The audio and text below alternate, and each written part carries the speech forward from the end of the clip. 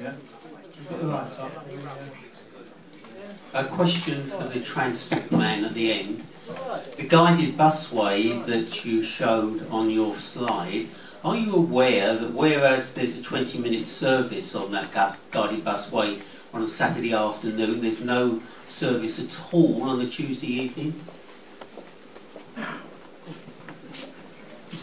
Yeah, we've had some initial discussions with the county council in terms of the park and ride and the busway and the public transport services. Really, that's the sort of thing we're going to look at. Talking to the bus operators to extend the operation of that. I think the operators of the busway themselves recognise that with the increased numbers of residents in that area, they're going to have to increase the duration over which the operation of the bus extends to, because there will be people living there that want to travel into Cambridge in the evening anyway to go to various facilities within Cambridge. So it's a complementary thing. There will be people travelling out of Cambridge to the football stadium, but equally people are going into Cambridge. So they recognise that, and we've got to look at that with them to see how we can extend that and how we can improve that facility. I think I should also say, I didn't say earlier on, we're talking to the park and ride in terms of how we can expand the park and ride and looking at opportunities to make greater provision for parking within the park and ride area. So that's one of the ongoing discussions we're having with the park and ride operators. I had a question asked of me to ask you. What is the possibility of terracing?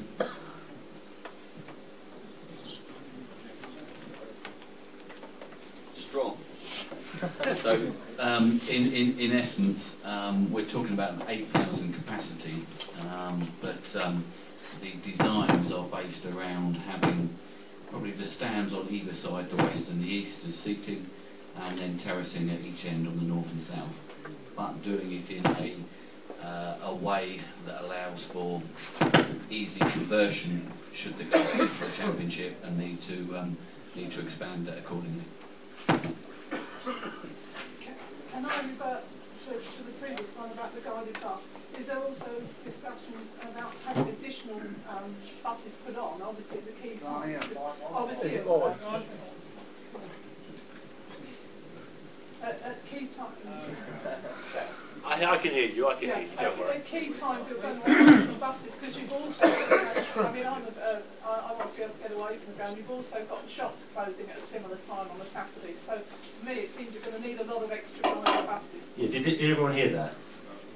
Yeah. Okay, the lady asked, the question was the capacity on the buses. Would we need further buses put on to make sure there's sufficient headway and capacity on the buses to accommodate the fans? So that's one of the things we've got to look at. Clearly, it's got to be commercially viable to operate on that basis, and clearly we want to encourage greater level of provision of bus services. I mean, I think one of the things that we've been talking about was the fact that at the moment on the guided bus that goes through Addenbrooke, so that on some services you can go straight to the city centre and out of the city centre, and the other service travels around Addenbrooke's area. Certainly it's one of the things that we're looking at and are alive to that point, definitely, yes.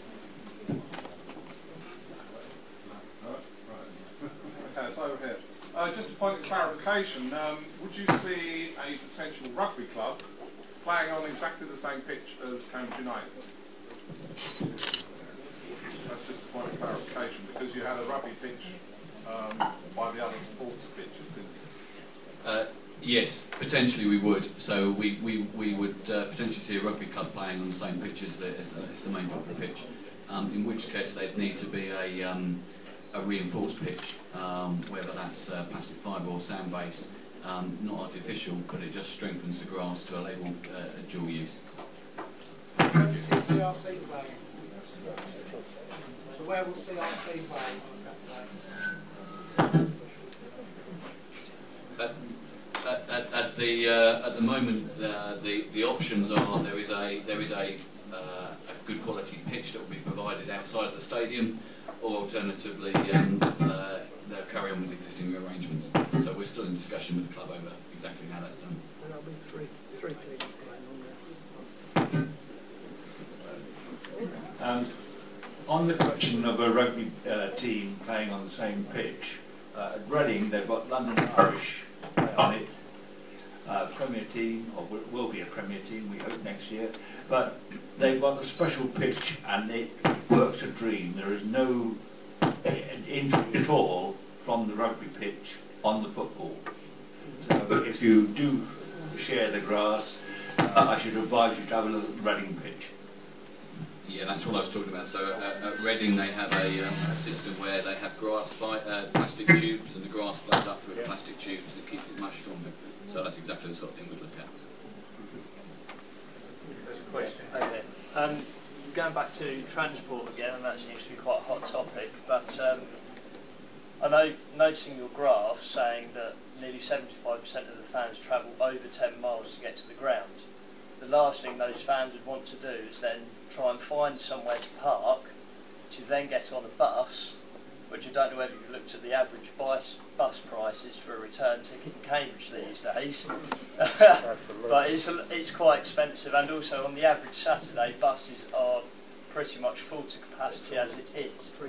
Yeah. And I think what a lot of fans are looking for is to come to a stadium where there's ample parking provided for everybody, where you can park as close to the ground as you can, and just go straight into the ground, or straight to the sports club, have a beer, and then go into the ground.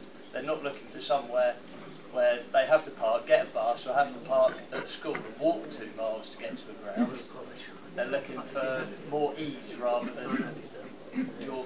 Do you see where I'm coming from? Yeah, no, I do understand. I do understand where you're coming from. I mean, I think one has to place a balance, and clearly, you know, there is a limited amount of parking actually at the club at the present time. I understand that you know, where in terms of looking at moving this, you'd like to think that there was, you know, everyone wants parking right outside the front door, everyone wants to walk straight into a facility, and I do understand that, and that's not a concept that's unique to a football ground or you know, any facility you're looking at. There's always this demand for parking, but there's obviously, one has to recognise that you have the restriction on parking levels of parking provision and the like, and you have to look at how often is that being used, and generally, you know, if we're saying realistically of looking at this stadium, that any midweek game there would be ample parking provided at the Park and Ride. There would not be an issue in terms of, there's 1,300 parking spaces at the Park and Ride. There's not an issue in reality in terms of parking provision in the week, okay?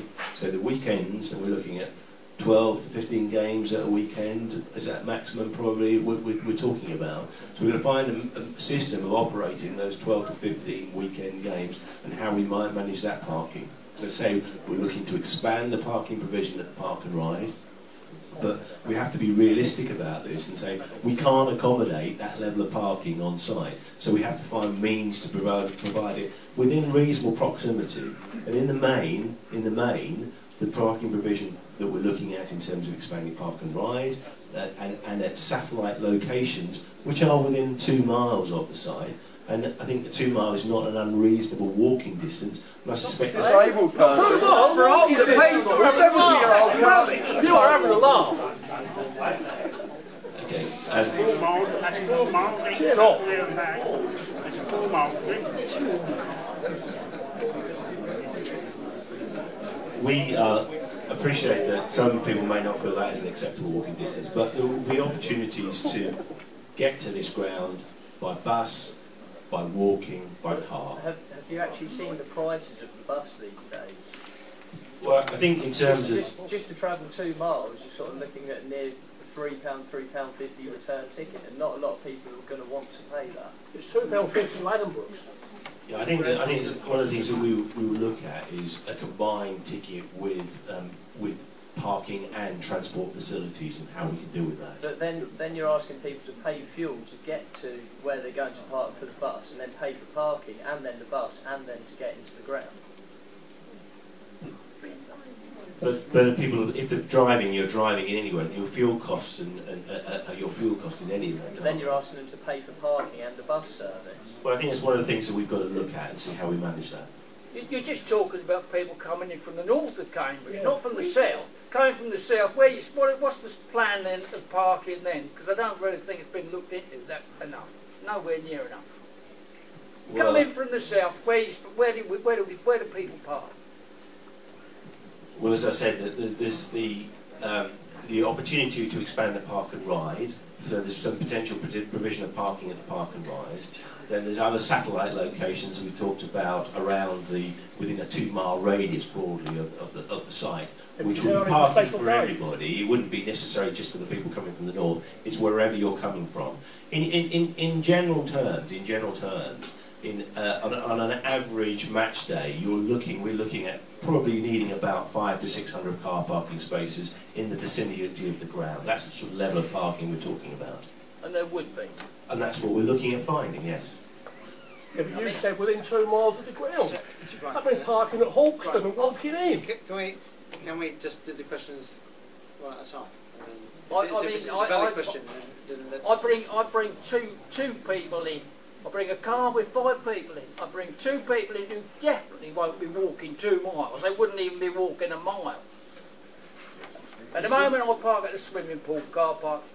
I drop the guy off, one of them, and we just walk through. Simple as that. That's not going to work like that. And I think that what you do is what we've got to encourage, because we want to encourage greater levels of car utilisation in terms of car sharing. So that where people can car share. But that wouldn't work for me. What you'd been describing earlier on. Right. That just wouldn't work for me. I think. I appreciate your personal circumstances, right? But we're not going to. And a lot more people. Well, the majority of people are looking at coming in from wider areas, and we are looking at a study across the whole region that has a sustainable transport solution. And so this is we're at the moment we're just discussing and explaining our findings at the moment. We're not proposing to say that we have the final solution. Your view is as valid as everyone else's view as to what the solution will look like. But certainly in terms of the data that we're looking at, it's showing that people are travelling quite a way to come to this, and then the onus is on us to come up with methods of getting people into appropriate public transport that they're comfortable to do. That's, in terms of sustainability, is something we must strive for. We can't just say everyone's going to be able to use their car. And I think that's going to be, it will be a complex solution, and it will involve pricing, ticketing, and incentivisation. But there are plenty of clubs which don't have the luxury of any parking. That's not what we are proposing. But also, in the early vision, we were quite clear what we weren't looking at was a stadium in glorious isolation surrounded by a sea of car park. That's not a sustainable solution for this project or for any stadium going forward in the 21st century. So it is going to be complex, but this is part of the dialogue to understand what the final solution is going to look like. As far as Cambridge United is concerned, you'd think they want to have more supporters there. The way you're talking, they're going to have less, quite truthfully. Sorry, Dave, can I just add something? I mean, we shouldn't lose sight of the fact that actually laying down car parking is actually a very expensive option. Land in and on the edge of Cambridge is very, very expensive. So every acre of car parking you put down is land which has a value attached to it because it will be spent on something else which will fund these facilities, or it results in a loss of the outdoor picture. So if we provide extra parking, it does have a knock-on impact onto all sorts of other things, and it's not cost neutral. It's not free land that we'd be giving to allow you to park on it. It has a much wider impact on the whole project. And land in and on the edge of Cambridge, it can be worth £1 million, £1.5 million an acre. That is a huge amount of money just to devote to single-storey car parking when there's a lot of land around that can be utilised. Just one thing on buses as well is that one of the things is that one of the great advantages is that the flows is that if people are coming to the ground at 1, 2 o'clock in the afternoon, they're travelling out of Cambridge on a park and ride bus, and those are generally empty because shoppers are going in, and then in the evening when the game finishes, the buses are coming out of town with people on them, and then they're tending to go back at the moment empty, so you actually get reverse flows. So that's actually helping to sustain the bus service as well. Sorry, just lastly, we're not trying to penalise people who bring 5 people in one car. That's exactly what we're trying to encourage, and we need to take that on board. But you're the sort of commuter by car who we're trying to encourage. You know, you're carrying a lot of people in one trip. Yeah. There's also 5 season ticket holders who wouldn't come if they couldn't, because we've got to travel by car. We live in a rural community where we are. So, you know, if you've got multi-occupancy cars, and we can provide parking at the park and ride, which is 200 metres or so away from the ground, then that's the opportunity. It's midweek. No. At weekends, some parking provision at weekends in the park and ride. That's what we're looking at as well. Is the idea of underground car parking completely not feasible? Yes. Can I just counter that bit, because I understand, I hear what you gentlemen are saying over there, but there's equally a lot of people like ourselves who now will be able to access public transport that won't now be needing to find car parking spaces, because we can come on the guided bus. So whilst I understand your problem, in many ways it's really difficult now for us, but there should be less people, because a lot of us will use the public transport, using out of town, coming on the park and ride, or coming in on the guided bus. So I would think there'd be less cars than there currently is, because we will use the public transport, which isn't viable for us at the moment. Yeah, but you say that. So one thing to say. Sorry for butting in on you earlier. I personally do think if you're going to build a new stadium, you have to have parking. When 2,500 Peterborough supporters turn up, this guy's going to make a tenner a car in his front garden. You know, it's going to be great for him, isn't it? Because, like everywhere else, everywhere we go to grounds, you can't park. You end up driving 2 or 3 miles away, find a parking space, and run the risk of possibly being in a residence area. And, like you said, there will be that type of thing in that area. So there's going to be places closed that you can't park. And public transport is rubbish, basically, because my daughter, for a 5-minute bus ride, pays £3.50. Okay? We used to have, I mean, I'm quite fortunate because I live in Shelford, so I'm fairly close to this development. We used to have a very good bus service. Yeah, I can. We used to have a very good bus service. Now we haven't. They said it was unfeasible, so they took it away. So it'll be great when it first starts, and then all of a sudden the bus companies say, well, we're not making any money doing that, that's costing us, so we're not going to do it anymore. And then all of a sudden, what are people going to do? But this is public transport is not the vision of the future. I'm sorry, but public transport is a waste of time. It just gets worse and worse and worse. As a transport person, I deal with many developments around the country of various types of developments, and I understand what you're saying in terms of public transport, and historically that probably is the case. I think that's probably slightly unfair in terms of developments going forward, because there is so much greater commitment and an obligation on developments to ensure that sustainable transport solutions are there.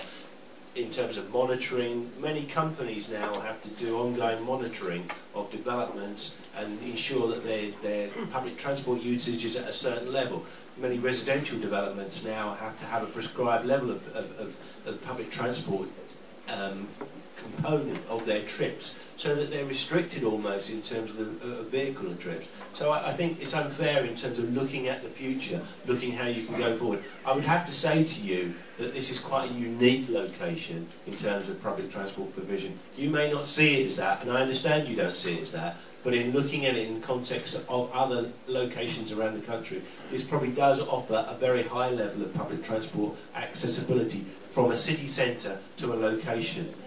So I understand your scepticism over that, but as a transport person who looks at developments and transport systems around the country, I think that you are blessed to some degree. Oh yeah, and the opportunity exists there to expand that and increase the level of public transport provision. It has to be a balance. It has to be a balance between trying to encourage people to use public transport, make it viable, make it cost effective for them, and also provide an element of parking provision as well. And we know there has to be parking provision here. We know there has to be parking accessibility around the area, because it has to be there to make this stadium work. So we are looking at all of these things, and it's important to get your views on that. So I am listening to what you're saying, and we need to make sure that you understand and can appreciate there will be available parking for people who want to come by car. I know the chap said about the expense of lands, and I appreciate that.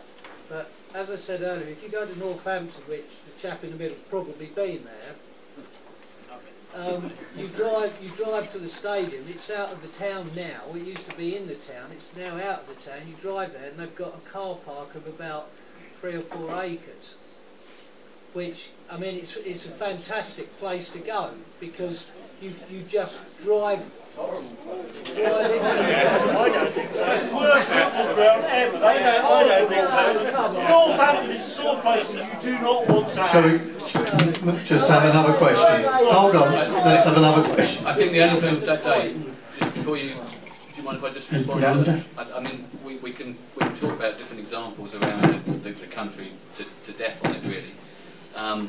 But I mean, I only meant accessibility to the ground. Yeah, if you look at the way the stadium development's gone, I mean, clearly before Hillsborough, it was nothing had been done. It tended to be around chimney pots, and that's how grounds grew up. Then there was a big rush of the outer town centres covered by car parking in the way that kind of like almost the American model. But the planning rules and everything else restrict us from doing that far more now. And you know, if you look at somewhere like Southampton, that's a 32,000 seat stadium which has to cope with a local derby against Portsmouth if you're looking at the Peterborough scenario, and it's got 125 car parking spaces, all of which are used by players and officials, so there's absolutely nothing there for local supporters in that sense. So it's all about getting the sort of plans that Brian has talked in there, finding at other locations, looking at a lot of sustainable means to deal with that.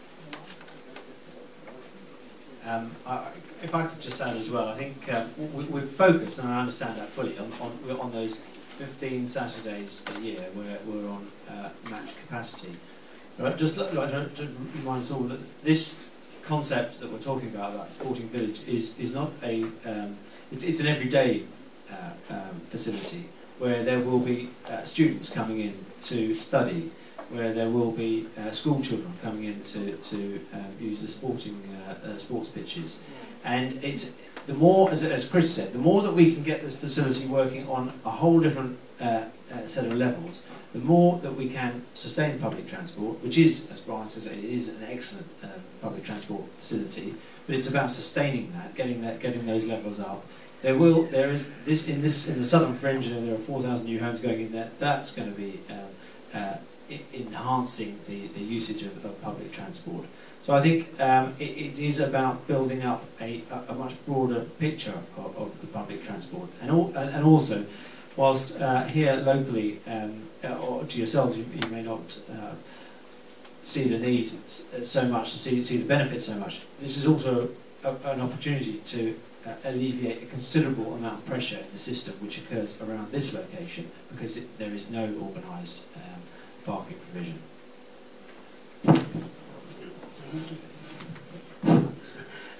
So the renaming of this place, you're calling it Cambridge Community Club, is it, or something, or whatever? Surely, after all the years that this Cambridge United have been up here, we have always been known as Cambridge United, Abbey Stadium, Newmarket Road. Will you get new people coming into the town, want to see where United plays? Where's Cambridge Village Place, mate? Where's this Cambridge Village Place? And you've already said we're going to be on the same level par as the rugby club and the hockey club. We all at the moment have got our own homes, haven't you? Our own addresses. But if we go out there, we shall just be the same as anybody else as Cambridge Village Community. Why can't it should be Cambridge United Community plus whatever else I want to put afterwards? see what I'm getting at? This is the Abbey Stadium as well. Taking away the name of our club. I mean, what I would say is that the new stadium has a degree of prominence, which I think will potentially draw attention to the club. It's supposed to be the biggest. Let me respond. Look, the potential of drawing attention to the football club as one of the main occupiers of that stadium is enormous, and also it's going to look. The stadium has to look fantastic. This is a gateway site. I personally think, and I've got young kids, it's going to be massively aspirational for young people who are driving past this facility week in, week out, and want to play there and want to be associated with Cambridge United. I think it'll be something which young people will be very proud of and aspire to play in. That's personally how I feel. Yeah, but why cannot they still be Cambridge United Community Club, whatever you're calling it, and that's whatever else follows on. As we are supposed to be the main, you are providing this facility mainly because you want this ground more than what you want Trumpington. So you're pushing us out of Trumpington and giving us the name of Cambridge Village Community, whatever you like to call it, and taking away all our entirety to what it should be. We're going to be sharing with every other Tom, Dick and Harry who previously in the past wanted no communication to do with Cambridge United. We've gone through this thing before, 20, 30 years ago, when you wanted a new ground, and we applied for various places throughout the town. Nobody wanted to come and ground share with the scene or do anything like that, so we kept our own entirety. But you are taking away from us the name of Cambridge United by stuffing us up there where our three-quarters don't want to go. We're going up there, let's put it straight, we're going up there for your pleasure and your thing, because you want this ground for your purposes.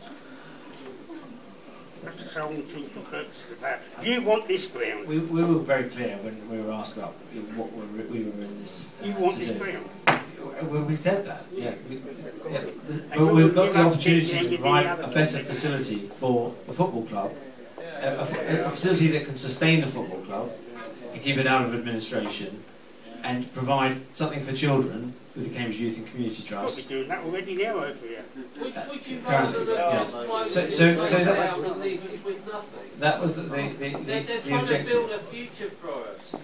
And it may be that we share it with Cambridge City or Cambridge Rugby Club. Maybe they are. But just look at the San Siro. AC Milan and Inter Milan seem to be all right, don't they? Right. Shall we have another question? Yeah. But I understand where you're coming from, Malcolm. Thank you. Nothing to do with traffic, nothing to do with the name of the stadium, but in your introduction you mentioned this is part of a larger proposal. This includes quite a lot of development in the green belt, which obviously must put it at risk. Is the stadium project intrinsically tied with your application for housing? And if so, if for instance the whole thing was refused, would you then look at relocating the club perhaps to, say, for instance, Newham? Okay, thanks. In terms of the housing, we've said very clearly this is a costly project, and just building a stadium doesn't stack up. It is not viable. In our early consultation and throughout the whole project, we've tried to resist what has been done elsewhere, where a project comes forward funded primarily by a large supermarket. We think that we've always felt there's been a better opportunity in Cambridge to do something. And with housing being such a key requirement in the city, across the city, and the city falling so woefully short, it seemed to us, certainly on this site, but also on a number of the other sites we've looked at, that housing would be the best way to finance a project of this nature. So in answer, yes, it does need a funding from some means, and in this site, housing is the best way to do it. Well, I thought the funding was coming from what you're going to do with this. This is part of it, but it's a small part of it. This is about 5 acres. At Trumpington is about 20 acres. You did mention it earlier. David, any more questions? I reckon we've got time for one more question. Who've got a question 2 more questions. Can we take these 2 more questions? And then the gentleman over here, and then I think that will probably do us. I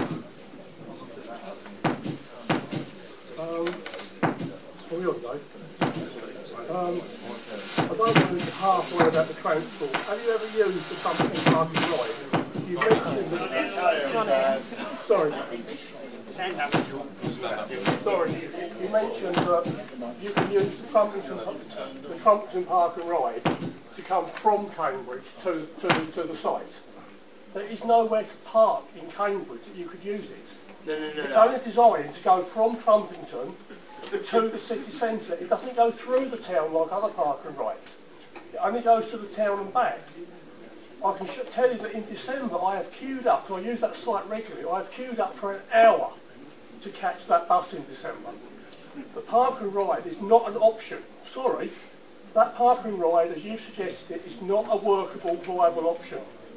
Because it's only designed to go to the town and back. There is nowhere, you mentioned using it one way but not the other. There is nowhere to park to bring in the town to use it. It only goes to the city centre and back. There is nowhere else to park. The other thing I wanted to say is that you talked about the park and ride. The guided bus. It's largely used from Trumpington to Addenbrooke's Hospital. It's often more than half full already. Again, I use it fairly regularly. It's often half full. You can only get single deckers through those bridges to that site. So that's half your capacity gone. Honestly, you keep on about how perfect it is for public transport. I can tell you, having used it, the existing public transport from that side is very difficult. And also coming from south, like the other side the gentleman said, we don't have public transport from Royston. We have one bus every 2 hours. There is nothing. I'm sorry, but we really haven't thought about public transport bit. Can we, I did make the point that this is an opportunity to build development around the transport node to make transport sustainable. I don't think we can judge the Trumpington transport provision at the moment, because there's a transport provision infrastructure which has been put in for facilities for people, for homes, which aren't there yet. So the services will be built up to match those at the moment. And we've spoken to the County Council about the services. We're aware of the single-decker issue, but that doesn't affect the number of buses they can put on there. So I was going to say, just quickly, just responding to what you said. I mean, certainly in terms of, I wasn't advocating someone's going to park in the town centre and then come out on the bus. But what I'm saying is there's a public transport facility for people who are living around the centre to get out to that location. So you're talking about who lives in 2 buses? One end of the city centre and then the park and ride bus. No, it's part of a system that could be used. The busway comes from north of the Cambridge. Potentially people could park up around the science park and get the busway down to that location. There's a potential for parking around Addenbrooke's and then busway into there. There's a number of facilities. We have the potential to increase the capacity of the busway by having more services along that route. Okay, it's part of a system that we're looking at. I understand your views on it, but we are looking at with the City Council, with the County Council, as to how that could be developed further. Okay? They're cutting the buses. They're not putting buses on, they're cutting them. Can I have a word, please? I'm Andrew Roberts from the Trumpington Residents Association, and you might have seen comments from us alongside those from Ed and his colleagues in the news and in other media. First of all, I'm very grateful that this was offered as an open meeting, and some of us who are not members of the club were able to come and speak and hear what was said. We've heard Ed and his colleagues speak to us on 2 or 3 occasions, and I must say the feeling in the area is unanimously that we have real misgivings about further development. Before I just mention a few points, let me just say, in terms of the offer of charging £10 to park on my drive, I'd be delighted to take it. In 1960, the Royal Show was held in Trumpington, and people did exactly that, even then. What I wanted to say was, first, please don't think that we're against development in Trumpington. The councils have approved plans for 3,700 additional homes in just 7 years in our area. This will take the local population from 7,000 to 17,000. That's already approved and will have happened by the end of this decade. There'll be new schools. Is this a question? Or very briefly. New schools, new community facilities, new roads, and so on, as you've seen with the Addenbrooke's Road. If you look around Trumpington, you'll see development everywhere already.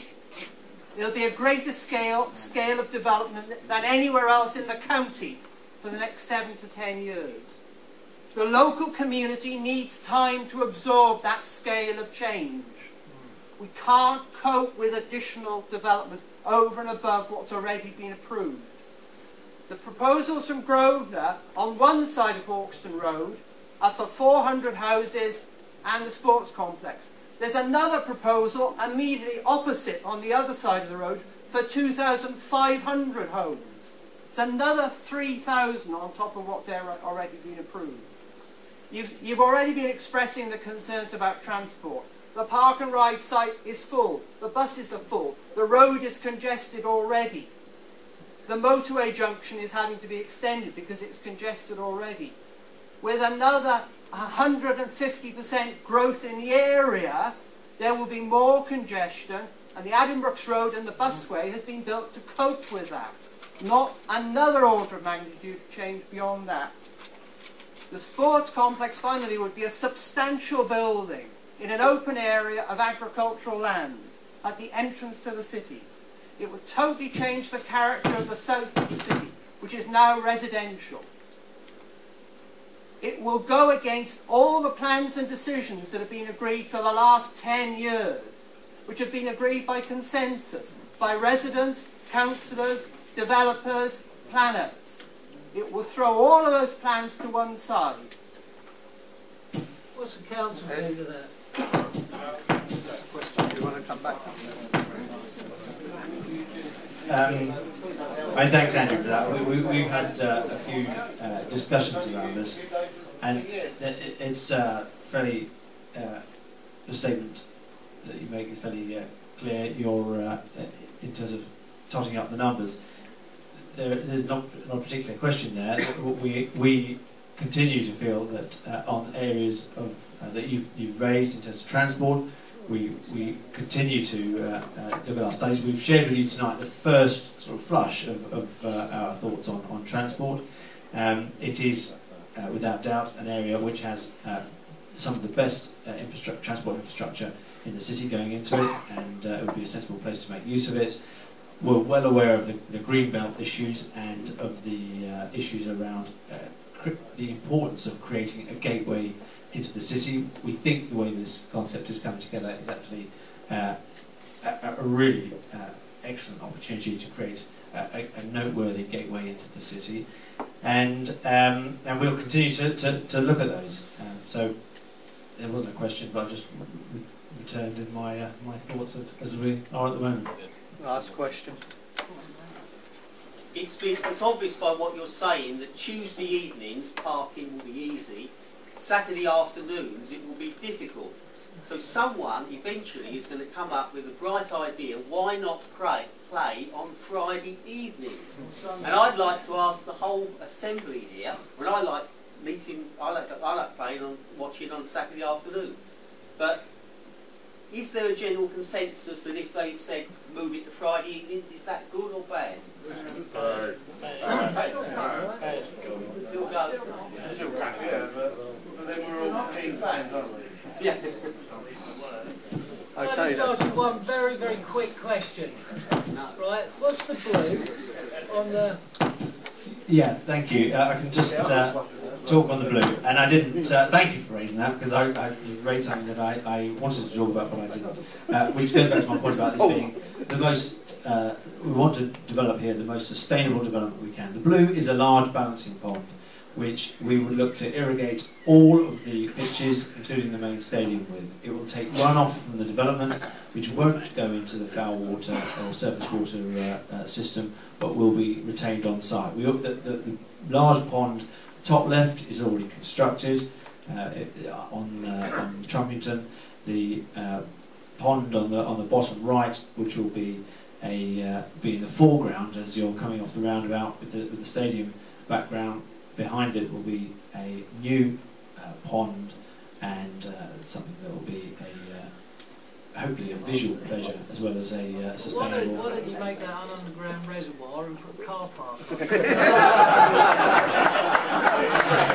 There's not a shortage of land. It's whether a sea of car park is really the appropriate way to deliver it. A car park can be used for extra hockey pitches, stuff like that. I don't think a hockey club will be too keen on playing with car park. Ed, while you're on, we had another question while you're on the matter of green issues.